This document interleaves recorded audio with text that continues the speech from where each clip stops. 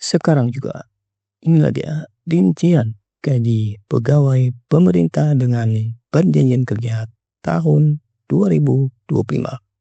Nah, besarannya berapa? Kita akan bahas pada video kali ini. Sebelum sahabat ASN melanjutkan menonton video ini, silakan sahabat ASN untuk subscribe channel ini.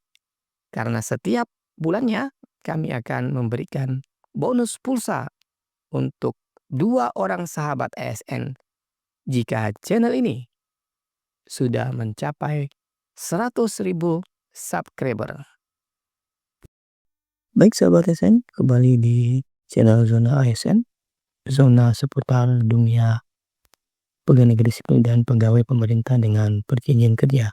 Dan pada video kali ini sahabat ASN kita akan membagikan tentang berapa besar gaji untuk pegawai pemerintah berdasarkan dengan jabatan dan kualifikasi pendidikan.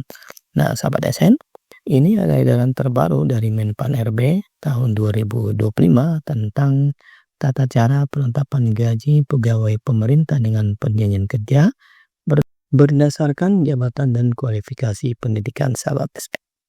Nah sahabat ASN, kabar gembira bagi sahabat ASN khususnya pegawai pemerintah dengan perjanjian kerja.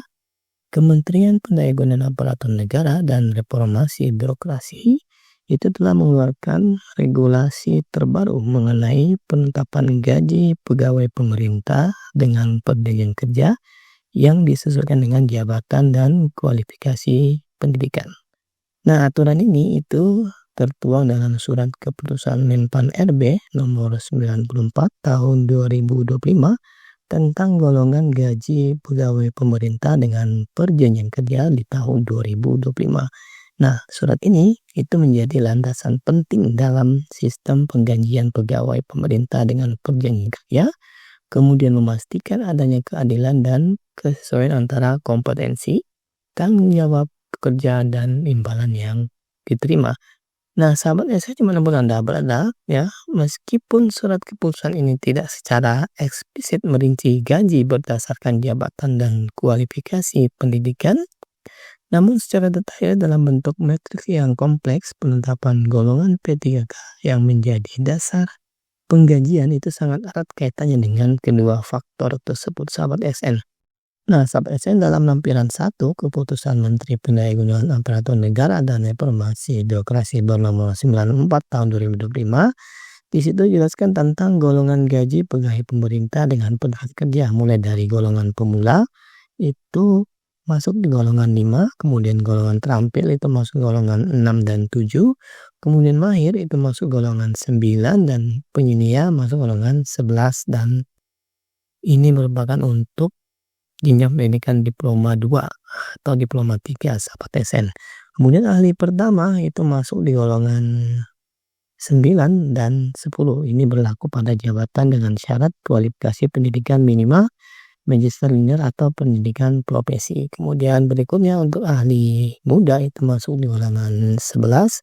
Kemudian ahli madya golongan 13, kemudian ahli utama masuk di golongan 16, kemudian asisten ahli masuk 10, kemudian lektor masuk di golongan 11, kemudian 12, kemudian lektor kepala masuk di golongan 14, dan profesor masuk di golongan 16. Nah, ini untuk magister linear atau doktor linear.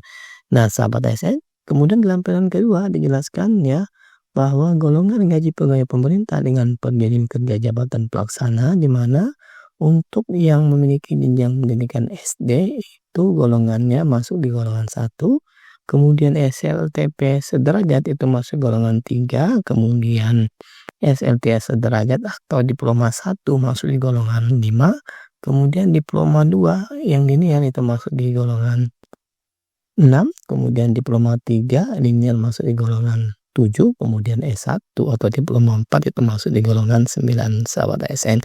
Nah sahabat ASN, pertanyaannya berikutnya, berapa gaji pokok pegawai pemerintah berdasarkan golongan sahabat ASN?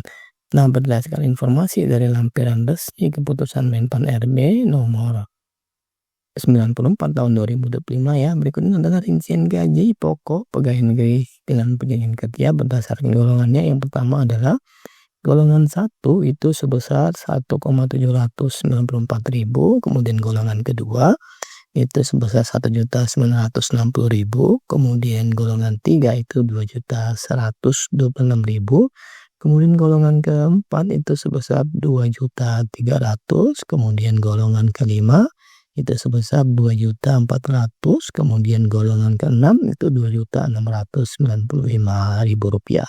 Sementara untuk sahabat SN yang berada di golongan 7 itu sebesar 2.900.000, kemudian sahabat yang berada di golongan 8 itu sebesar 3.139.000, kemudian golongan 9 itu masuk di angka 3.300.000, kemudian golongan 10 itu masuk 3.600.000, kemudian golongan 11 itu masuk di angka 3.900.000.